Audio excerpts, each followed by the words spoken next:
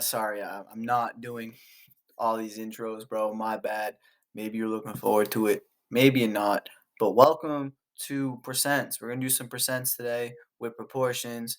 This is day 3 in our MCAS review. Y'all already know. I do got the same shirt on, but I got a little cold, so I put a sweatshirt on. Let's get it. Welcome. Here is our key terms and our notes to start off our problem. First off, we have our percent equation and our percent proportion. Both of these are two methods in order to solve the problems we have below. And so, for instance, right, we have our part is equal to our percent times our whole. What does that connect to? Well, that connects to proportions, right? Our dependent variable is our part, our unit rate is our percent, and our independent variable is our whole. So this is another case where we have our dependent variable is equal to our unit rate times our independent variable, also known as part, is equal to percent times whole. And we can connect that to our proportion, right, where we had our unit rate is equal to our dependent variable over our independent variable. In this case, our unit rates, our percent, is equal to our part over our whole. And so we're going to use these to solve our problems below. The first three, we are going to solve using a proportion. And on the bottom, we will use an equation. And so to start the top, we have what is 25% of 35? So back in the day, through our whole elementary and middle school education, we learned that the word of means a portion of. So this is a portion of 35. And so in order to get a portion of something, you need to multiply.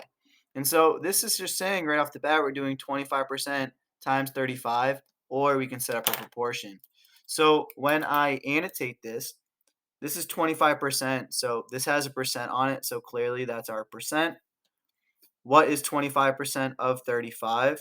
Well, that's our whole, right? Our whole is 35, and the what portion is our part. So it's always our part is a percent of our whole. And so here we set this up, right? We're using proportions. So on the top, we're using proportions. So that means my percent is just 25% is equal to my part. And since I don't know what my part is, I can represent that with a variable. So that's just x over, again, in this case, 35. And so in order to solve this proportion, I need to change from a percent to a fraction. And so percent means per 100. Percent means per 100. And so this is really 25%, aka 25 per 100. So that means my numerator is 25 and my denominator is 100. And so I set this equal to x over 35. And now I have two fractions separated by an equal sign, which means we can do cross multiplication. And so I do the butterfly method to cross multiply. And what we end up getting is 100 times x is equal to 25 times 35. This is when we just do our math, right? 35 times 25, right? 5 times 5 is 25. Regroup our 2. 5 times 3 is 15, plus 2 is 17.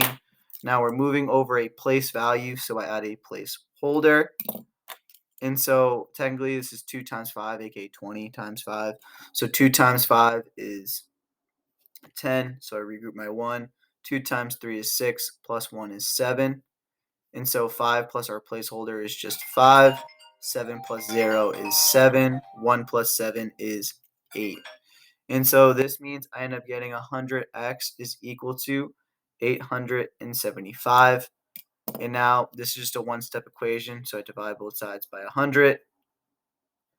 And I'm just left with x is equal to, I have two zeros here, so that means I bring it over 2 times.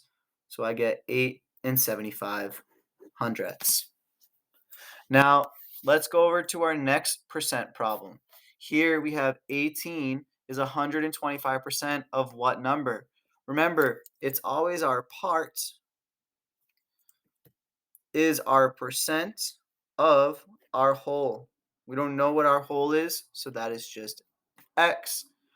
And so here, right, this is 125% is equal to our part, which is 18, over our whole, which is just x. Again, we're getting that all up from up here. And so just like before, this is 125%, aka 125 per 100. So that means 125% as a fraction is just 125 over 100 is equal to 18 over x. And now we have two fractions separated by an equal sign, so we just cross multiply. And so 125 times x is just 125x, which is equal to 100 times 18. Whenever you do 100 times 18, right, 18 times 100 is just moving over the place value to the right twice, so I can add two zeros. So 18 times 100, there's two zeros and 100, so I just add those two zeros. It's just 1,800. And so now I divide both sides by 125. And so I'm left with x is equal to whatever these equal. Now you guys can reduce this by 5 if you wanted to before going in.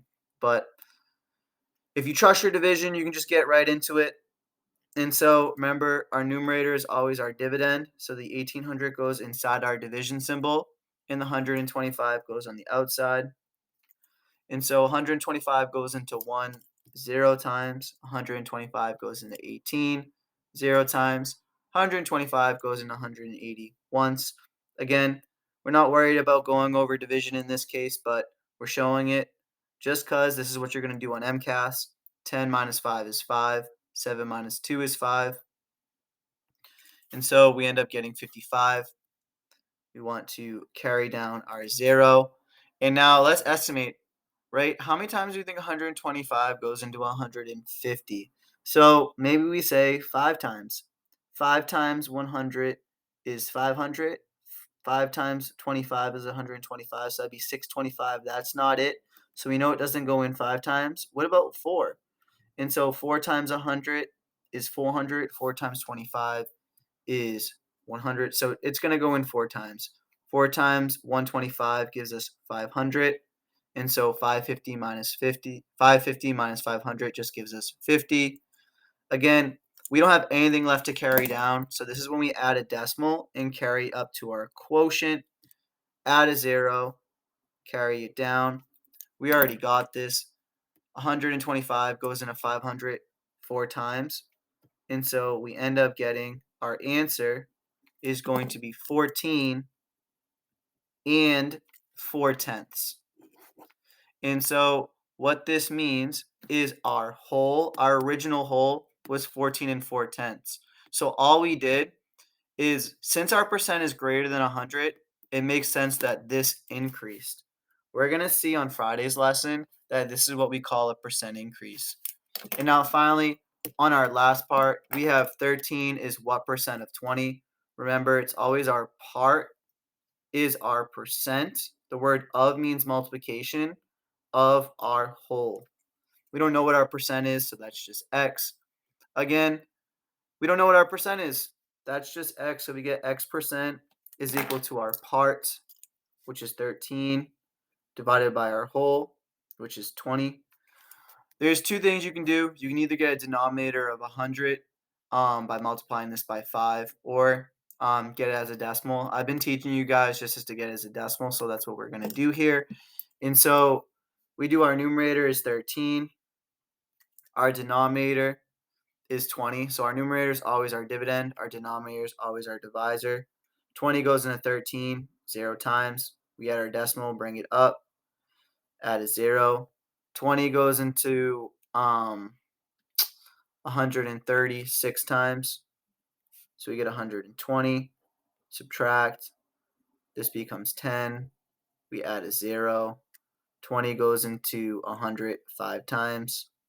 And so what we end up getting, now this is hard to see, but we're not reviewing division. And what we end up getting is that x percent is equal to 0 and 65 hundredths. And then in order to get this to a percent, we know we need to multiply it by 100. And what that does is it moves the decimal place over to the right 2 times. And so multiplying it over twice, we see that there's 2 zeros, which is why I did 2 undermarks. So 0 and 65 hundredths just becomes 65%. Bam. In the essence of time, I'm only going to do these first two. And so what is 12% of 54? Well, remember, this is part is our percent of our whole. And again, we're using our percent equation that we got all the way up here. Where is it? And so when we go down here, we're going to use that equation. So remember, it's always just going to be our part is equal to our percent times our whole. And so we don't know what our part is here, right? Because it's what is 12% of 54. Remember, of means multiplication times 54. And so in order to get this, we need to get our percent to a decimal. So we divide our decimal by 100, which moves our decimal place over to the left 2 times. And so we move it over twice. And so when we rewrite this, we end up getting x is equal to 0 and 12 hundredths times 54. And so maybe you do this on the side. So 54 times 12 hundredths. I keep track that there's 2 decimal places here because I need to add that to my product. So 2 times 4 is 8. 2 times 5 is 10. I'm moving over place value from the hundredths to the tenths. So I add a placeholder. 1 times 4 is 4. 1 times 5 is 5. I now add these together. I get 8, 4, 6. I need to remember that I need to bring over. That's why you have to count the decimal places in your factors, because you need to add that to your product. And so I'm moving over to the left 2 decimal places. So that's 1, 2. So that means my product is just, aka my part, is equal to 6 and 48 hundredths. Now to go to our second one, we have our part, which is 6, is equal to our percent, which is 20%, times our whole, which we don't know yet. And so this is a one-step equation. But before we get into this, we need to get this percent into a decimal. So I divide this by 100, which moves the decimal place over to the left twice. And so I end up getting 6 is equal to 0 and 20 hundredths times x. And so this is a one-step equation. The inverse operation of multiplication is division. So I divide both sides by 0 and 20 hundredths. And so I end up getting x is equal to whatever 6 divided by 0 and 20 hundredths is, which I need to do this on the side. And so I end up doing, my dividend is 6, my divisor is 0 and 20 hundredths. And what I need to remember is when I'm dividing with a divisor that's a decimal, I need to make it a whole number. And so 20 hundredths terminates in the hundredths place. So that means I need to multiply it by 100 to move the decimal place over 2 times.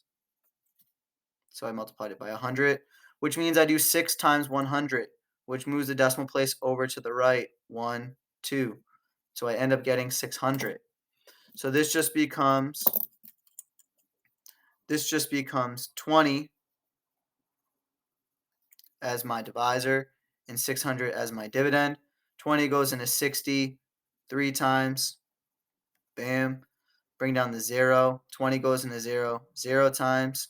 So I end up getting that my whole, in this case, was 30. And I just realized you didn't see any of that.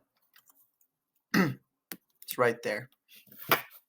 Pause the video, try to figure out how I did that, and move forward. Hi, y'all. Well, as we can see here, we have some markings. So let's read this problem, and then we're going to go in what went wrong here. So Warner bought a package of printer paper and used 75% of it. If he has 80 sheets left, how many sheets were in the package when Warner bought it? Show or explain your work. So clearly we don't know the total amount, which is why it's our variable x. Here we're given a percent saying that we use 75% of it. And then keyword, after using 75% of it, if he has 80 sheets left, how many were there. What does 80 sheets represent to our whole? We use 75%, and now we're left with 80. That means our percent that we have left is actually 25%. And so that's why the work I did here was wrong. And an easy way to figure out what went wrong is, if we use 75% of 106, does it make sense to have 80 left? No. 75% of 106.6 repeating is 80. It's not how much we have. That wouldn't be how much we had left. That'd be how much we used. We want to figure out how much we have left, which means 25% of our whole will be 80, because that's the percentage of what we have left. So let's start this out. We have 25% is equal to our part, which is 80, over our whole, which we don't know yet, which is x. Remember, 25% means 25 per 100. And so what that means is this is just 25 over 100 is equal to 80 over x. Again, we cross multiply. And so 25 times x is just 25. X, that is equal to 100 times 80. Remember, we put 100 down. Well, we put 80 down, then 100 times 80. We just add the 2 zeros because there's 2 zeros to 100. It's just 8,000. And so to get x by itself, I divide both sides by 25. And so x is just equal to 8,000 divided by 25. And so maybe you can do this in your head, maybe you can't. Maybe you do it on the side, but I'm going to show you a strategy to do it without a calculator. 25 goes into 100 4 times. And so that means 8 times 4 is 32. Move it over place value. This would be 320. And so that means we originally had 320 sheets of paper. And so feel free to do long division there. I just didn't want to spend all that time doing it. Let's go to example 2. Allie's printer was out of paper, so she put a stack of 400 sheets into the printer. She used 5% of the paper when she printed some essays for school. How many sheets did Allie use for her essay? And so we have our percent here, and we were given our original amount. That's the total amount that she put in, so that's the whole, which means we're looking for our part. And so the easiest way here would be to use the percent equation. Up here, we use proportions because when you want to find your whole, proportions are easier. When you want to find your part, an equation is easier.